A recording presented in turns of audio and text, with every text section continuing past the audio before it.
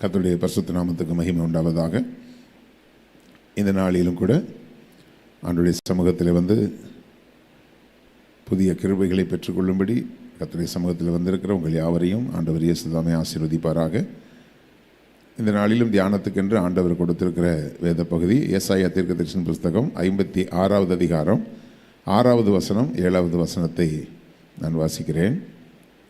கர்த்தரை சேவிக்கவும் கர்த்தருடைய நாமத்தை நேசிக்கவும் அவருக்கு ஊழியக்காரராக இருக்கவும் அவரை சேர்ந்து ஓய்வு நாளை பரிசுத்த குலைச்சலாக்காதபடி ஆசரித்து என் உடன்படிக்கையை பற்றி கொண்டிருக்கிற அந்நிய புத்திரர் யாவரையும் நான் என் பரிசுத்த பர்வதத்துக்கு கொண்டு வந்து என் ஜெப வீட்டிலே அவர்களை மகிழ பண்ணுவேன். அவர்களுடைய சர்வாங்க தகனங்களும் அவர்களுடைய பலிகளும் என் பலிபீடத்தின் மேல் அங்கீகரிக்கப்பட்டிருக்கும். என்னுடைய வீடு எல்லா ஜனங்களுக்கும் ஜெப வீடு எனப்படும். இந்த வார்த்தைகளிலே ஆண்டவர் நம்மை அவருடைய ஜெப வீடாகிய ஆலயத்துக்கு ஆண்டவர் ஏன் கொண்டு வந்தார், நம்ம ஏன் ஆண்டவருடைய ஆலயத்திலே கொண்டு வந்து சேர்த்தார் அப்படிங்கிறதுக்கு இதில் நிறைய காரியங்களை கொடுத்திருக்கிறார். இன்றைக்கி இவைகள் நமக்கு பிரயோஜனமாக இருக்கிறதா அல்லது இந்த காரியங்கள் நம்முடைய வாழ்க்கையிலே நடக்கிறதா என்று சொல்லி நாம் நம்மை தியானித்து பார்ப்போம். ஆண்டவர் என்னுடைய ஜெப வீட்டுக்கு அவர்களை நான் கொண்டு வந்தேன் என்று ஆண்டவர் சொல்லுகிறார். அதற்கு முன்னாடி அந்நிய புத்திரர் அனைவரையும் என்று 6வது வசனம் கடைசியில் சொல்லுகிறது. அப்போ அந்த அந்நிய புத்திரர் என்று சொல்லும்போது யார் அந்நியர்கள் என்று சொல்லி பார்த்தால் எல்லாரையும் ஆண்டவர் தான் உண்டாக்கினார். ஆனால் நாம் அந்நிய காரியங்களை தேடி போய் ஆண்டவரை விட்டு விலகி நம்முடைய முற்பிதாக்கள் எல்லாரும் வழி விலகி போய் ஏகமாய் கெட்டு போய் கர்த்தருடைய சத்தியத்தை விட்டு விலகி பல தவறான பாதைகளில் போய் பல சந்ததிகள் வந்து உலகத்தை நோக்கி ஓட ஆரம்பித்து விட்டது. அப்போ உலகத்துக்கு நேராய் போனதுனால அதற்கு பின் வருகிற சந்ததிகள் எல்லாமே அவரவர்கள் எதை சேவித்தார்களோ அந்த பாதையில் போயிடுச்சு. நம்ம எல்லாருக்கும் தெரிந்த வண்ணமாக எல்லா மதங்களிலும் சொல்லப்படுகிறது முதல் மனிதன் ஆதாமிலிருந்து தான் எல்லாரும் தோன்றினார்கள். ஆனால் ஆண்டவர் பேசின இடம் ஏதேன் தோட்டம். அந்த ஏதேன் தோட்டத்தில் ஆண்டவர் வந்து தவறுகள் கண்டிக்கப்பட்டதினாலும் தவறுகளுக்குரிய தண்டனைகளை கொடுத்ததினாலும் அப்படி பேசுகிற தெய்வம் வேண்டாம் என்று சொல்லி பேசாத தெய்வங்களை ஜனங்கள் தேடிக்கொண்டு பின்னாட்களிலே அவர்களுடைய வாழ்க்கை தாறுமாறாகி உலகத்திலே நமக்கு அவங்களுக்கு விருப்பமான இச்சைகளுக்கு ஏற்ற விதமாய் தங்களுடைய வாழ்க்கை சூழ்நிலைகளை அமைத்து கொண்டார்கள். அப்போது தேவனுடைய சந்ததி தான், ஆனால் அந்நிய சந்ததிகளாய் மாறிப்போனது, அந்நிய புத்திரர்களாய் மாறிப்போனார்கள். வேதத்தில் சொல்லப்பட்டிருக்கிறது, அறியாமையின் காலத்தை தேவன் காணாதவர் போல் இருந்தார், இப்பொழுதோ எங்கும் உள்ள ஜனங்களும் மனம் திரும்ப வேண்டும் என்று சொல்லுகிறார் என்று ஒரு வசனம் இருக்கிறது. அப்போது அறியாமையின் காலம் என்று சொல்லும்போது நம்முடைய முற்பிதாக்கள் எங்கெங்கெல்லாமோ வழி விலகி போய் தங்களுடைய இச்சைக்கேற்ற காரியங்களை அவர்கள் தேடிக்கொண்டு அதற்கென்று சில முறைமைகளை ஏற்படுத்தி கொண்டு அந்த முறைமைகளிலே நம்மை வளர்த்தார்கள், நமக்கு போதித்தார்கள். அப்படி இருக்கும் பொழுது அதெல்லாம் நமக்கு அறியாமையின் காலமாக இருந்தது.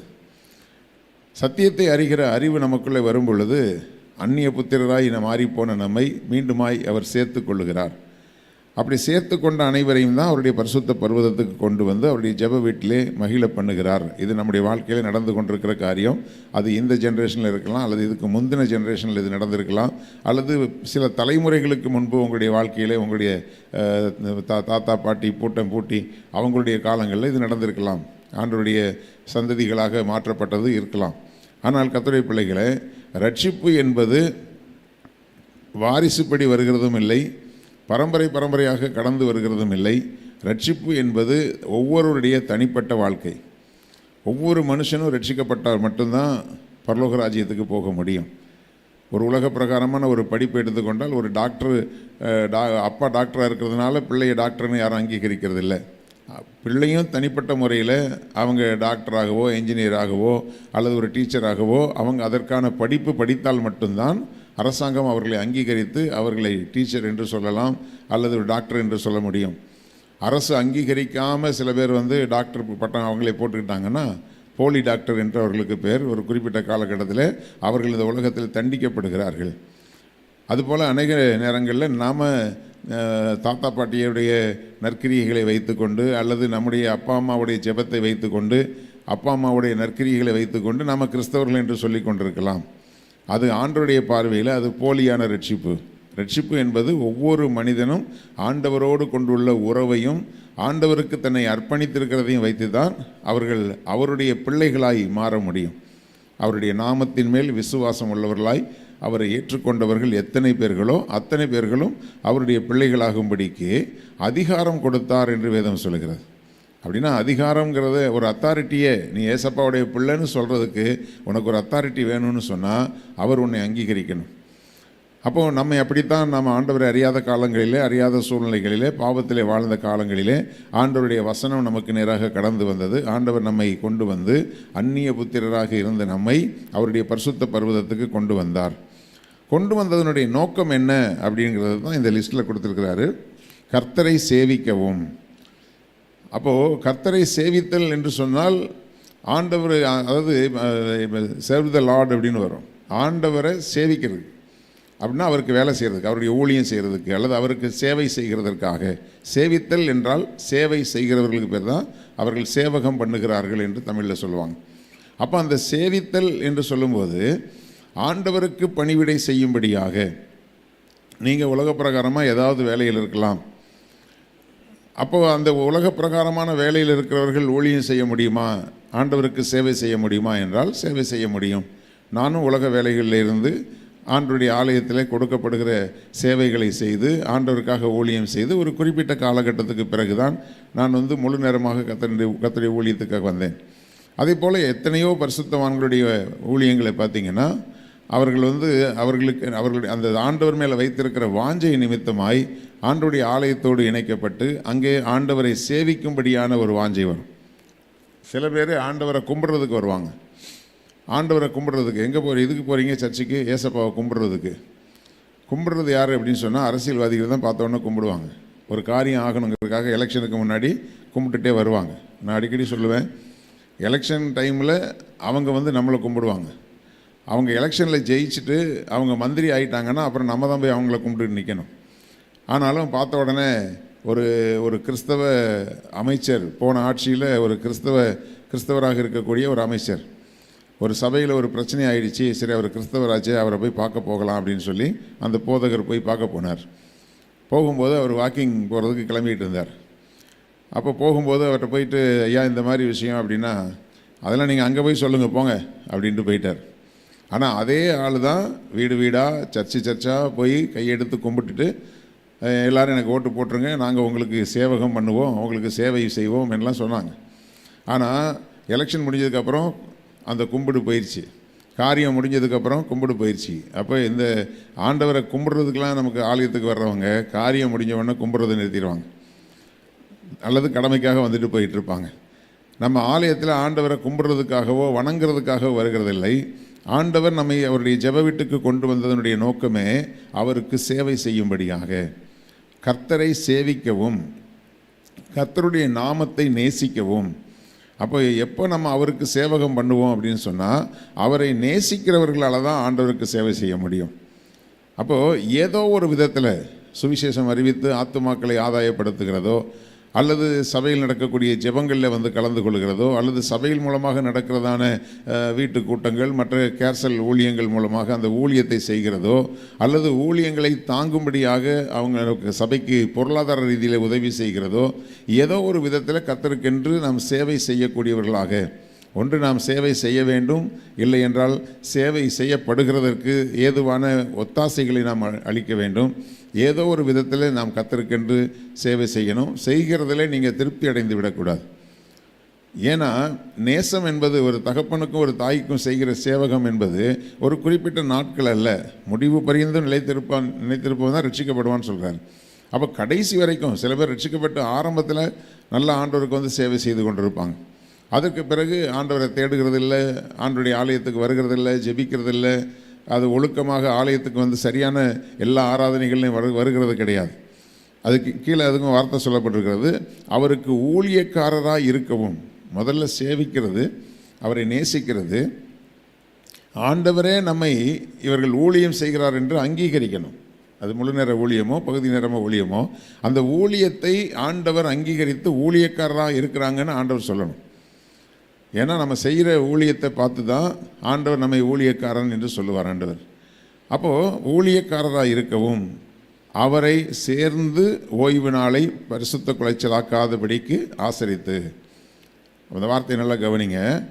ஓய்வு நாளை பரிசுத்த குலைச்சல் ஆக்காதபடிக்கு என்று சொன்னால் ஓய்வு நாள் பரிசுத்தமானது.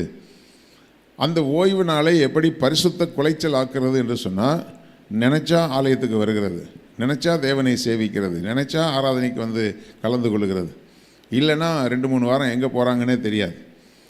அப்போது ஓய்வு நாளை, அதாவது பரிசுத்தமாய் ஆசரிக்க நினைப்பாயாக என்று 10 கற்பனைகளில் சொல்லப்பட்டிருக்கிறது.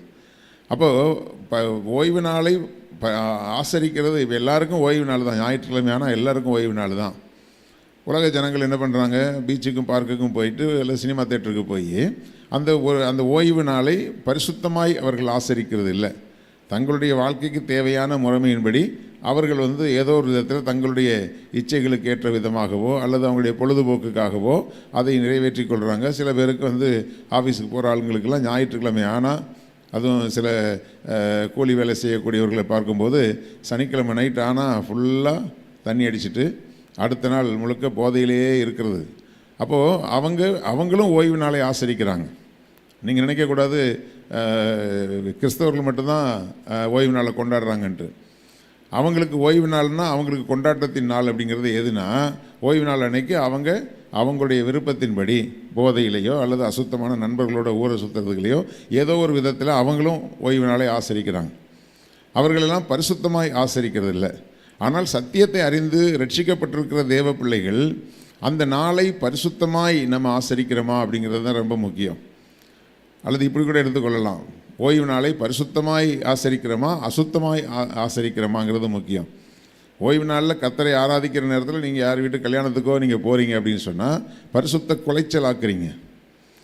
ஓய்வு நாளை பரிசுத்த குலைச்சல் ஆக்குறீங்க. எங்கேயோ போயிட்டு யாருக்கோ ஒரு மனிதருக்கு முக்கியத்துவம் கொடுத்து, சொந்த பந்தங்களுக்கு முக்கியத்துவம் கொடுத்து, நண்பர்களுக்கு முக்கியத்துவம் கொடுத்து நீங்கள் அந்த ஓய்வு நாளை நீங்கள் கடந்து போகிறீங்க அப்படின்னா அந்த ஓய்வு நாளை நீங்கள் பரிசுத்த குலைச்சல் ஆக்கிட்டீங்க.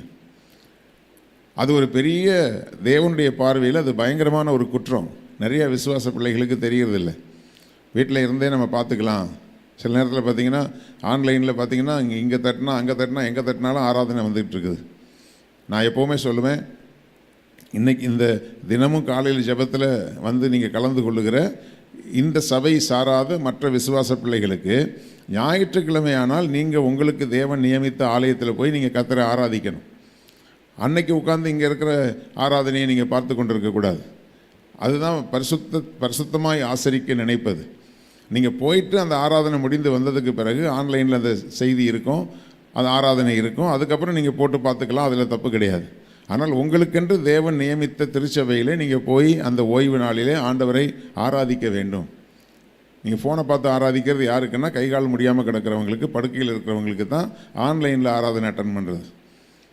காலையில் பொறுத்த வரைக்கும் காலையில் சரி அவ்வளோ தூரம் நீங்கள் வர முடியாதவங்க காலையில் நீங்கள் தேவ சமூகத்தில் ஆயத்தமாக இருந்து நீங்கள் ஜெபத்தில் கலந்து கொள்ளணும். ஏதோ ஒன்று இப்படியே படுத்து கிடந்தே காதுக்குள்ளே வச்சுக்கிட்டு அப்படி கேட்குறது வந்து அது உங்களுடைய ஜெப கணக்கில் கர்த்தர் கொடுக்க மாட்டார். அதுக்கு எந்திரிச்சு மூஞ்சை கழுவி பல்ல விளக்கிட்டு உட்காந்து நீங்கள் ஃபோனை ஆன் பண்ணி முன்னாடி உட்காந்து நீங்கள் வந்து கண்களை மூடி ஃபோனையே பார்த்துட்டு இருக்கக்கூடாது. உங்களுக்கு காது கேட்கும் தானே, அப்போ காதில் கேட்டு நீங்கள் துதிக்க சொல்லும்போது துதிக்கணும், பாட சொல்லும்போது பாடணும், ஆராதிக்கிற நேரத்தில் ஆராதிக்கணும். தேவ வசனத்தை கேட்கும்போது மட்டும் கண்ணை திறந்து நம்ம வசனத்தை கேட்கணும். எதை எப்படி செய்யணுமோ அதை அப்படி செய்யணும். அப்போது துதிக்கிற நேரத்தில் பாட்டு பாடுற நேரத்தில் நீங்கள் வந்து ஃபோனில் பாட்டு வரும்போது நீங்கள் பாட்டை பார்த்து பாடுங்க. அதே சமயத்தில் பாட்டு தெரிஞ்ச பாட்டாக இருந்தால் நல்ல கண்ணை மூடி நல்ல முழு இதயத்தோடு ஆண்டவரை ஆராதித்து பாடுங்க. ஆண்டவரை ஆராதிக்கிறதுலேயே ஒரு பரிசுத்தம் நமக்கு இருக்க வேண்டியது அவசியம். அப்போது ஓய்வு நாளை பரிசுத்த குலைச்சல் ஆக்காதபடிக்கு ஆசரிக்கணும். அதைத்தான் வசனம் சொல்லுகிறது. அவரை சேர்ந்து, அப்போ அவரை சேராமலும் ஓய்வு நாளுக்கு வரலாம், ஆலயத்துக்கு வரலாம், ஆராதிக்கலாம். பாட்டு நமக்கு நல்லா தெரியும், தெரிஞ்ச பாட்டை நம்ம வந்து எதையோ யோசிச்சுட்டோட பாட்டு பாடலாம். அவரை சேர்ந்து பரிசுத்தமாக ஆசரிக்கிறோமாங்கிறது தான் முக்கியம். அவரோடு நான் இருக்கிறேன், அவர்கிட்ட தான் நான் பேசுகிறேன். சில நேரத்தில் பாருங்கள், ஒரு மாதிரி ஆப்சன்ட் மைண்டில் இருக்கிறவங்க எங்கேயோ கவனத்தை வச்சுக்கிட்டு பேசிகிட்டு இருப்பாங்க. கேட்ட கேள்விக்கு வேறு விதமான பதில் வரும். அப்போ அவங்களுடைய மைண்ட் வந்து ரொம்ப ஆப்சண்ட் ஆகிருக்கு போயிருன்னு அர்த்தம். அதுபோல் ஆராதிக்கிற நேரத்துலையும் கர்த்தரை ஆராதிக்கும் போது எங்கேயோ எதையோ யோசிச்சுக்கிட்டு, பாட்டு ஏற்கனவே நல்ல மனப்பாடமான பாட்டாக இருக்கும், அந்த பாட்டை நீங்கள் மனசில் வச்சுக்கிட்டு சும்மா வாய் அது வந்து ஒரு அனிச்சை செயல்னு சொல்லுவாங்க. அது வந்து உள்ளே ஏற்கனவே அறிந்திருக்கிறத அது வெளியே கக்கிக்கிட்டு இருக்கும். ஆனால் மூளை முழுக்க வேற எங்கேயோ எதையோ சிந்தித்து கொண்டிருக்கும். அப்போது பரிசுத்தமாய் ஆசரித்தல் என்று சொன்னால் அதான் ஆண்டவர் சொன்னார், உன் தேவனாகிய கர்த்தரிடத்திலே முழு ஆத்துமாவோடு, முழு இருதயத்தோடு, முழு பலத்தோடு, முழு சிந்தையோடு நீ அன்பு கூறுவாயாக என்று சொல்கிறார். அப்போ அந்த முழு இருதயத்தோடு, கர்த்தாவே நீர் என்னை கைதூக்கி எடுத்தீர் என்று பாட்டு பாடணும்னு சொன்னால், நீங்கள் ஆண்டவர் நம்ம எப்படிலாம் கைதூக்கி எடுத்தாருங்கிறது உங்களுடைய சிந்தனைக்கு வரணும். உங்களுடைய கண்கள் கலங்கணும், உங்களுடைய இருதயம் உடைக்கப்படணும். அதுதான் ஒரு பரிசுத்தமாக நீங்கள் பாட்டு பாடி ஆண்டவர் ஆராதிக்கிறீங்கன்னு அர்த்தம். அப்போ ஆண்டவர் ஆலயத்துக்கு எதுக்கு நம்மை கொண்டு வந்தார்னா, முழு இருதயத்தோடு அவரை சேவிப்பதற்கு. ஓய்வு நாளை அவரை சேர்ந்து, அந்த வார்த்தையை அவர் அழகாக அதை ஒரு கண்டினியூஸ் ஒரு சென்டென்ஸாக கொண்டு வந்திருக்கார். அவரை சேர்ந்து ஓய்வு நாளை பரிசுத்த குலைச்சல் ஆக்காதபடி ஆசரித்து. அப்போ ஆசரிக்கிறோம், பரிசுத்த குலைச்சல் ஆக்காமல் ஆசரிக்கிறோமா?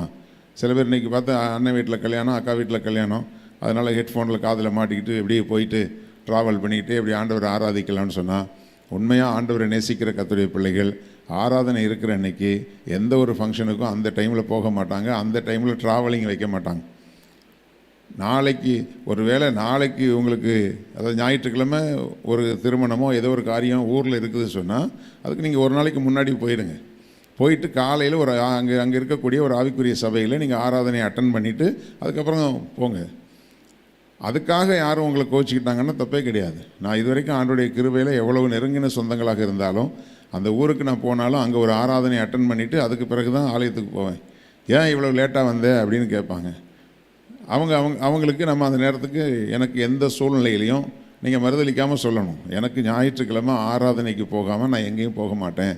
நான் சொல்கிறது ரொம்ப நெருங்கின ஒரு குடும்ப நெருக்கமான உறவுகளாக இருந்தால் மட்டும் ஆராதனைக்கு போயிட்டு நீங்கள் போங்க. மற்றபடி நீங்கள் ஆண்டுடைய ஆலயத்துக்கு போகக்கூடிய நாளில் வேறு எந்த ஒரு ஃபங்க்ஷனுக்கு போனாலும் அன்றைக்கு நீங்கள் ஓய்வு நாளை அசுத்தமாய் நீங்கள் என்ன செய்கிறீங்க, ஆசரிக்கிறீங்கன்னு அர்த்தம்.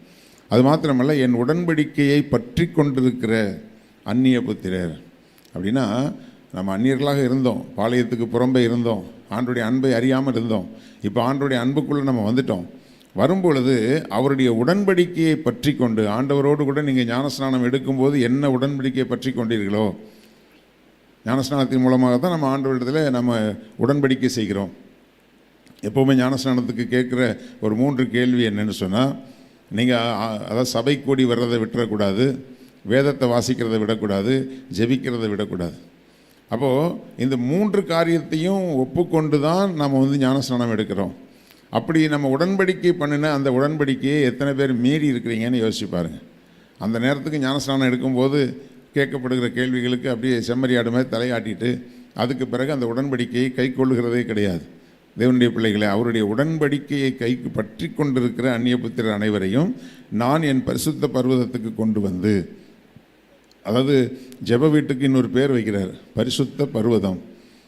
பர்வதம் என்றாலே உன்னதமான ஒரு உயரமான அனுபவம். அப்போது பரிசுத்தமான ஒரு உன்னதமான அனுபவத்தில் இருக்கக்கூடிய ஜெப வீட்டிலே அவர்களை மகிழ பண்ணுவேன். ஆண்டவருடைய ஆலயத்தில் தேவன் நமக்கு கொடுக்கிற மகிழ்ச்சி, அவர்களுக்கு தானியமும் திராட்சரசமும் பெருகியிருக்கிற காலத்தின் சந்தோஷத்தை பார்க்கிலும் அதிக சந்தோஷத்தை கொடுக்கிறதான ஆராதனை ஸ்தலம். அப்போது அங்கே ஜெப வீட்டிலே அவர்களை மகிழ பண்ணுவேன். இப்போ நான் முன்னாடி சொன்ன காரியத்தை எல்லாம் நீங்கள் நேர்த்தியாக செய்து கொண்டு ஆலயத்துக்கு வந்தீங்கன்னா ஆலயம் உங்களுக்கு ஒரு மகிழ்ச்சியான ஒரு இடமாக இருக்கும். ஆலயம் உங்களுக்குள்ளே ஒரு பெரிய ஒரு சந்தோஷத்தை, சமாதானத்தை ஏற்படுத்துகிற ஒரு ஸ்தலமாக இருக்கும். இல்லைன்னா ஏதோ ஒன்று ஞாயிற்றுக்கிழமையான கடமைக்கு நான் ஆலயத்துக்கு போயிட்டு வருவேன் அப்படிங்கிற ஒரு சூழ்நிலையில் தான் நீங்கள் ஆலயத்துக்கு வருவீங்க.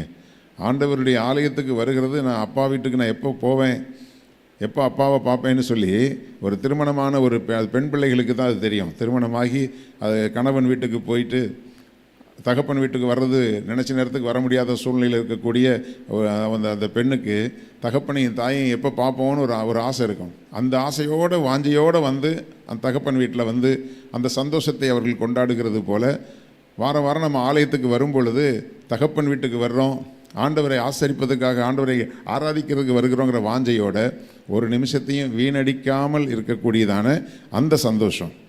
அடுத்தது, அவர்களுடைய சர்வாங்க தகனங்களும் அவர்களுடைய பலிகளும் என் பீடத்தின் மேல் அங்கீகரிக்கப்பட்டிருக்கும். நல்லா புரிந்து கொள்ளுங்கள். இதெல்லாம் செஞ்சால் தான் நீங்கள் பண்ணுகிற ஸ்தோத்திர பலிகள், சர்வாங்க தகனங்கள் என்று சொன்னால் முழு ஆவி ஆத்மா சரீரத்தையும் தேவ சமூகத்தில் படைக்கும் பொழுது ஆண்டவர் அதை அங்கீகரிக்கிறார். கர்த்தருடைய பிள்ளைகளே, நாம் என்ன வாழ்க்கை வாழ்ந்து நம்ம கர்த்தரை துதிக்கிறோமோ, சேவிக்கிறோமோ, ஆராதிக்கிறோமோ, எப்படி பரிசுத்த குலைச்சல் ஆக்காதபடிக்கு ஓய்வு நாளை நம்ம அனுசரிக்கிறோமோ, அதை வச்சு தான் கர்த்தர் நம்மை அங்கீகரிக்கிறாராங்கிறது முக்கியம். அப்போ எல்லாருக்குள்ள என்ன பயம் இருக்கணும்? ஒவ்வொரு வாரமும் நான் சர்ச்சைக்கு வர்றேன், ஆண்டவரை நான் ஏற்றுக்கிறேன், ஆனால் ஆண்டவர் என்னை அங்கீகரிக்கிறாரா? என்னுடைய துதி பலிகளை தேவன் அங்கீகரிக்கிறாரா? பலிகளை ஆண்டவர் சுகந்த வாசனையாக நுகர்ந்து கொள்ளுகிறாரா, ஏற்றுக்கொள்ளுகிறாரா அப்படிங்கிறது நமக்கு தெரியணும். சும்மா போனேன் சோத்திரம் சோத்திரம் சோத்திரம், நான் ஏதோ ஒன்று வெறி பிடிச்ச மாதிரி ஏதோ 4 கத்திட்டு நான் ஏதோ இன்றைக்கி நல்லா சத்தமாக ஆராதித்தேன் அப்படின்ட்டு வர்றதில்லை. இது எல்லா தேவ பிள்ளைகளுக்கும் நான் எச்சரிப்பாக உங்களுக்கு சொல்கிறேன். உங்களுடைய ஆராதனை எப்படி இருக்குதுன்னு பாருங்கள். ஆண்டவருடைய சமூகத்தில் வருகிறவர்கள் எப்படி இருக்கிறீங்க? வராமல் போகிறவங்களை கூட கணக்கில் விட்டுருங்க. நினச்சா வர்றது, நினச்சா வராமல் போகிறவங்க இந்த லிஸ்ட்லேயே வரமாட்டாங்க. ஆனால் ஆலயத்துக்கு வருகிற தேவனுடைய பிள்ளைகளை உங்களுடைய முழு இருதயத்தோடு, முழு ஆத்மாவோடு ஆண்டவரிடத்தில் அன்பு கூர்ந்து அவரை ஆராதித்து அவரை சேவித்து நீங்கள் இந்த காரியங்கள் எல்லாம் கை கொள்ளும் பொழுது, இந்த வசனத்தெல்லாம் நீங்கள் மனசில் வைத்துக் கொள்ளுங்கள். அப்படி இருக்கும் பொழுது உங்களுடைய பலிகள், உங்களுடைய ஸ்தோத்திர பலிகள் அவருடைய பலிபீடத்தின் மேல் அங்கீகரிக்கப்பட்டிருக்கும். என்னுடைய வீடு சகல ஜனத்திற்கும் ஜெப வீடு எனப்படும். ஜெபம் என்பது நம்முடைய இருதயத்தை ஊற்றுகிற இடம். அதுதான் தகப்பன் வீடுன்னு சொன்னேன். உலகத்தில் எல்லா இடத்துலையுமே நம்முடைய இருதயத்தை ஊற்ற முடியாது. தகப்பனுடைய வீட்டில் எல்லாவற்றையும் நம்ம ஊற்ற முடியும். அப்படிப்பட்டதான தேவன் நமக்கு தந்திருக்கிற ஜெப வீடாகிய ஆலயம் நமக்கு இந்த விதத்தில் பயன்படுகிறதா என்பதை பாருங்கள். இந்த விதத்தில் நீங்கள் ஆராதிக்கிறீங்களாங்கிறத பாருங்கள். அப்படிப்பட்ட ஆராதனை தான் ஆண்டவர் அங்கீகரிக்கிற ஆராதனை. அப்படிப்பட்ட ஆராதனையை செய்ய ஒருவேளை கடந்த நாட்களில் நீங்கள் தவறி இருந்தீர்களானால் இனி வருகிற நாட்களிலாகிலும் இந்த காரியத்தில் நீங்கள் ஒரு கான்சியஸாக மனசாட்சியோடு இருந்து உங்களை நிதானித்து நீங்கள் ஆராதியுங்கள். பரிசுத்தமாய் அந்த ஓய்வு நாளை ஆசரியுங்க, பலி செலுத்துங்க. உங்களுடைய பலி அங்கீகரிக்கப்பட்டிருக்கும். கண்களை மூடி நாம் ஜெபிக்கலாம். ஸ்தோத்திரம் பிதாவே, சர்வ வல்லமை உள்ள எங்கள் நல்ல ஆண்டவரே, கர்த்தாவே ஸ்தோத்திரம். அந்நிய புத்திரராக இருந்த எங்களை உம்முடைய ஜெப வீடாகி உம்முடைய ஆலயத்திலே கொண்டு வந்து எங்களை சேர்த்தீர். உம்முடைய பரிசுத்த பர்வதத்திலே எங்களை கொண்டு வந்து சேர்த்தீர். ஒரு உன்னதமான அனுபவத்துக்குள்ளே தேவன் எங்களை கொண்டு வந்தீர். நாங்கள் உம்மை நேசித்து உம்மை ஆண்டவரை சேவிக்கிறவர்களாய், கர்த்தாவே ஸ்தோத்திரம் ஸ்தோத்திரம், உமக்கு ஊழியம் செய்கிறவர்களாய், ஹல்லேலூயா, உம்மை சேர்ந்து ஓய்வு நாளை பரிசுத்த குலைச்சல் ஆக்காதபடிக்கு நாங்கள் ஆசரிக்கிறவர்களாய் இருக்கும்படி எங்களுடைய துதி பலிகள், எங்களுடைய ஸ்தோத்திர பலிகள் ஆண்டவரே அங்கீகரிக்கப்படுகிறதா என்பதை நாங்கள் உணர்ந்து ஆண்டவரை ஸ்தோத்தரிக்கவும் ஆண்டவரை ஆராதிக்கவும், ஹல்லேலூயா ஹல்லேலூயா, எங்களுக்குள்ளே ஒரு உணர்வுள்ள இருதயத்தை தாங்கப்பா. ஆண்டவரே, இந்த கடைசி நாட்களிலே அநேக விசுவாசிகள் வஞ்சிக்கப்பட்டு போகிறார்கள். உலகத்துக்கு அதிக முக்கியத்துவத்தை கொடுத்து ஆண்டவருடைய ஆலயத்துக்கும் ஆராதனைகளுக்கும் ஆண்டவரை சேர்ந்து அவரை சேவிப்பதற்கும் ஆண்டவரே முக்கியத்துவம் கொடுக்காமல் இருக்கிறபடினாலே ஆண்டவரே ஸ்தோத்திரம், இந்த வார்த்தைகளை நீர் எங்களுக்கு தந்திருக்கிறீர். நாங்கள் ஒருபோதும் வஞ்சிக்கப்பட்டு போகாதபடிக்கு ஆண்டவரே எங்களை நாங்களே நிதானித்து அறிந்து உம்முடைய வார்த்தைகளை கைக்கொள்ள எங்களுக்கு உதவி செய்யுங்க. எங்கள் ஆராதனை புத்தியுள்ள ஆராதனையாக இருக்கும்படி, தேவனுக்கு பிரியமான ஆராதனையாக இருக்கும்படி ஆண்டவரே உம்முடைய பலிபீடத்திலே நாங்கள் செலுத்துகிற துதி பலிகள், ஸ்தோத்திர பலிகள், விண்ணப்பத்தின் பலிகள், ஆண்டவரே ஆராதனையின் பலிகள் நீர் அங்கீகரிக்கிறதாய் இருக்கும்படி நாங்கள் உமக்கு பிரியமாய் உம்மை ஆசரிக்க, உம்மை ஆராதிக்க, உம்முடைய ஆராதனைகளுக்கு பங்கெடுக்க ஜெப வீடு எங்களுக்கு ஒரு மகிழ்ச்சியான ஒரு வீடாக இருக்க தேவன் எங்களுக்கு அனுகிரகம் பண்ணுங்க. இந்த வார்த்தைகளை கேட்ட ஒவ்வொரு பிள்ளைகளையும் இந்த வசனத்தின்படி நீர் வளர்த்து உருவாக்கும்படி பரிசுத்த ஆவியானவருடைய கரத்திலே ஒப்புக் கொடுக்கிறோம். கடைசி நாட்களிலே உலகத்தில் எத்தனையோ காரியங்கள் எங்களுடைய எண்ணங்களை சிதறடிக்கக்கூடியதாக இருக்கலாம். ஆனால் எங்களுடைய எண்ணங்கள், எங்களுடைய நோக்கங்கள் எல்லாம் ஆண்டவரே உம்முடைய பரிசுத்த பர்வதமாகிய உம்முடைய ஜெப வீட்டிலே நாங்கள் மகிழ்ச்சியாக இருக்கவும், போகிற வருகிற இடங்களிலெல்லாம் இடைவிடாமல் நாங்கள் உம்மை ஆராதித்து துதித்து எப்போதும் உம்மை சேர்ந்திருக்க எங்களுக்கு உதவி செய்யுங்க. எங்கள் ஒவ்வொருவரையும் நீங்கள் ஆசீர்வதிங்க. இந்த புதிய நாளிலும் கூட உங்களுடைய பிள்ளைகளுடைய போக்குவரத்துக்களை எல்லாம் தேவன் பாதுகாத்து கொள்ளுங்க. எந்த காரியத்துக்காக பிள்ளைகள் ஜெபித்து கொண்டிருக்கிறார்களோ அந்த காரியங்களை தேவன் நீங்கள் வாய்க்க பண்ணுங்க. உடைய பிள்ளைகளுடைய குறைவுகளை எல்லாம் நீக்கி நிறைவான நன்மைகளால் நிரப்புங்க, ஆசீர்வதிங்க. துதியும் கனமும் மகிமையும் உமக்கே செலுத்துகிறோம். இயேசு கிறிஸ்துவின் இன்ப நாமத்தில் ஜெபிக்கிறோம் ஜீவனுள்ள எங்கள் நல்ல பிதாவே, ஆமென். எல்லாரும் சேர்ந்து சொல்லுவோம். என் ஆத்துமாவே கர்த்தரை ஸ்தோத்திரி, என் முழுவதுமே அவருடைய பரிசுத்த நாமத்தை ஸ்தோத்திரி. என் ஆத்துமாவே கர்த்தரை ஸ்தோத்திரி, கர்த்தர் செய்த சகல உபகாரங்களையும் மறவாதே. ஆமென், ஆமென். God bless you.